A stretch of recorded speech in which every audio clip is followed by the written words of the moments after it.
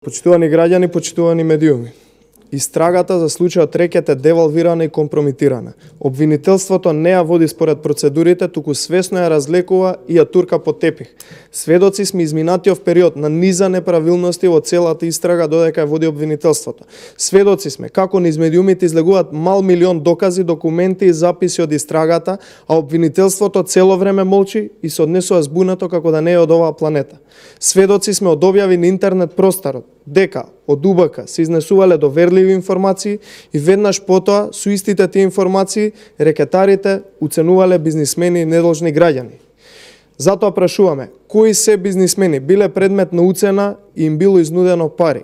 Дали е вистина дека со такви материјали кои биле изнесени од УБК бил уценуван многу познат бизнисмен кој го знае јавноста, чии роднина има на некој начин исплатено огромна сума на пари за да се прикријат истите незаконски действија за кои што се споменува дека биле вмешани и малолетни лица?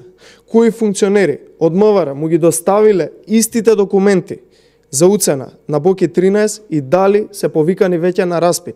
Очигледно е дека истрагата на обвинителството за случајот Рекет доцни повеќе од 4 месеци и тоа се со една цел, а тоа е да се прикријат нарачателите и доказите за целиот случај. Почитувани, едно е јасно. Одговорност мора да има и ќе има. Ако некој мисли дека Русковска ќе го спаси од целиот криминал кој што го направил, многу погрешил. Потребни се предвремени парламентарни избори веднаш и потребна е обнова на Македонија која набрагу ќе дојде по падот на СДСМ. Благодарам.